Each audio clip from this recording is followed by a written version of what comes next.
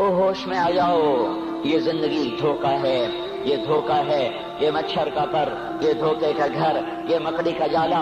چڑھتا سورج مت دیکھو، ڈوبتے سورج کو دیکھو، دیکھتے نہیں اور صبح کی رانائیاں وہ ابھی اپنا نشہ اتار نہیں پاتی کہ ایک دم مغرب کا افق ان کو دبوچ کر ساری رونق کو چھین لیتا ہے اور اس کی رونق کو اندھیروں میں بدل دیتا ہے، دن کی چمک دمک کو سیاہیوں میں بدل کر رات آنے والی، شام آنے والی، ڈوبنے والا سورج وہ پکار پکار کے کہتا ہے یہ دھوکے کا گھر ہے، اس کے چکر میں نہ پڑنا۔ آج شیشوں کے سامنے کھڑا ہوا جوان کیا لڑکی کیا لڑکا کبھی یوں دیکھتا ہے، کبھی یوں دیکھتا ہے، کبھی یوں دیکھتا ہے، کبھی یوں دیکھتا ہے، کبھی یہ کندھا کبھی یہ کندھا، پیچھے بھی شیشہ لگایا ہوا ہے، پیچھے سے بھی دیکھتا ہے، آگے سے بھی دیکھتا ہے، اوپر شیشے کر کے دیکھتا ہے، دائیں زاویے سے دیکھتا ہے، بائیں زاویے سے دیکھتا ہے، کبھی اپنی آنکھوں کو دیکھتا ہے، کبھی اپنے ماتھے کو دیکھتا ہے، کبھی اپنے گال دیکھتا ہے، اپنے حسن پہ اتراتا ہے اور اپنی تعریف کا طلبگار بنتا ہے۔ چند صبحیں چند شامیں، بس چند صبحیں چند شامیں، پھر کیا ہوا؟ دیکھو دیکھو آج مکڑیاں آ گئیں، بڑھاپے کی مکڑیاں آ گئیں اور انہوں نے بڑھاپے کی جھریوں کا تانا بانا بن دیا ہے۔ اب اسے کہتے ہیں شیشہ دیکھو، کہتا میں نہیں دیکھتا۔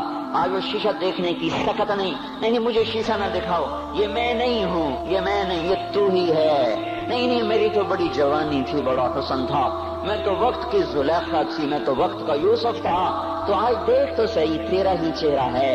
یہ جھریاں کہاں سے آئیں؟ یہ بڑھاپے کی مکڑیوں نے کس وقت حملہ کیا؟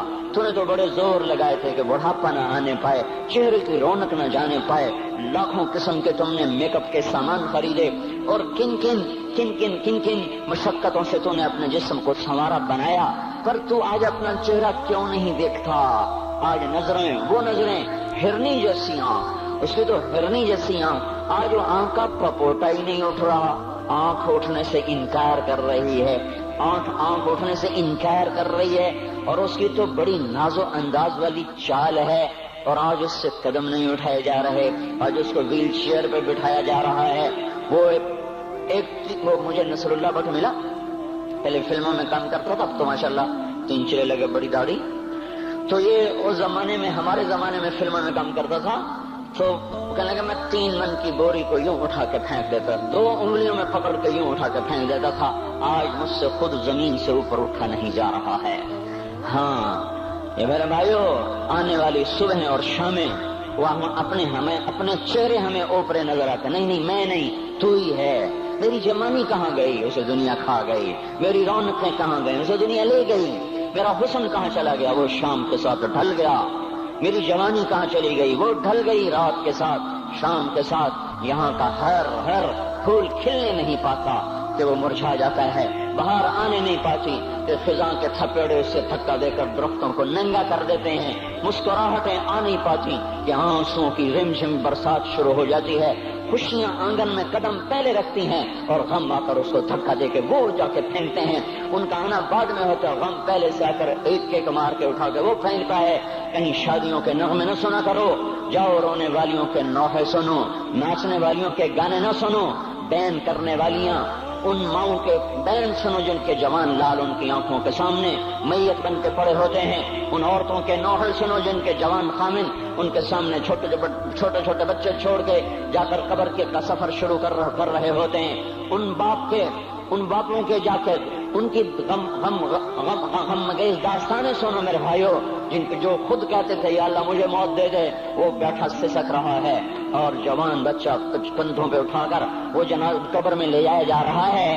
یہاں کے راگ نہ سننا، دھوکہ کھا جاؤ گے، یہاں کے ہوٹلوں میں نہ جانا، وہ سب دھوکہ فریب ہے، مسکراہٹیں دھوکہ ہیں، اور یہاں کے ہوٹل وہ ایمان کو برباد کرنے کے اڈے ہیں، وہاں نہ جانا، وہاں ہر چیز مصنوعی ہے۔ لوٹ کے قبرستان جانا، شکستہ قبریں، ویران قبرستان، ٹوٹی ہوئی قبریں، اکھڑی ہوئی قبریں اور جھکی ہوئی قبریں، وہ سیدھا قبریں، دھنسی ہوئی قبریں، ہائے ہائے، ایک قبر کہے گی میں بھی کبھی کسی کا سر پر غرور تھا۔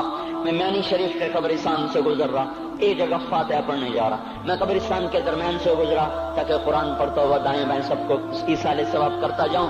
اللہ کی قسم میں نہیں جانتا کون ہے کیا ہے، ایک قبر نے میرے پاؤں روک لیے، اس کی بے بسی نے، اس کی حسرت نے، اس کی بوسیدگی نے، اس کی اداسیوں نے اس کے غموں نے میرے پاؤں روک لیے. میں تو اپنے دھیان میں جا رہا ہوں, میرا اپنا عزیز ہے, میں اس پہ فاتحہ پڑھنے جا رہا ہوں. مجھے نہیں پتا کون مرا ہوا ہے, پر اس کی قبر کی ویرانی نے, وہ سیدگی نے, اوئے ہوئے ہوئے, میرے پاس الفاظ نہیں, میں کیسے وہ نقشہ بیان کروں کہ چلتے ہوئے قدم میرے رک گئے اور میں ایسے کھڑا ہو کے قبر کو دیکھنے لگا.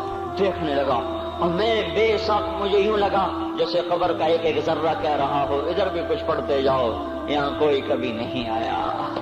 ماؤں کو دفن کرنے کے بعد اولادیں بھول جایا کرتی ہیں.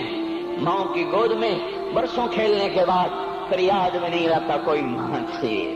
باپ کے کندھے پر برسوں سواری کرنے کے بعد یاد نہیں رہتا کوئی ہمارے لیے گھر بنا گیا تھا, زمین چھوڑ گیا تھا, جائیدادیں چھوڑ گیا تھا. وہ ایک محرم میں چلے جاتے ہیں. اگر یہ رسم نہ ہوتی تو شاید کوئی قبروں پہ بھی نہ جاتا. اپنی مصروفیتیں, جب آدمی خود باپ بنتا ہے باپ بھول جاتے ہیں, جب خود بچی ماں بنتی ہے مائیں بھول جاتی ہیں, جب اپنی دوستیاں بنتی ہیں بھائی بھول جاتے ہیں. کون مرے ہوئے کو یاد رکھتا ہے؟ یہ فنا کی جھوک ہے, مٹ جانے کا مقام ہے, کوئی کسی کو یاد نہیں کرتا.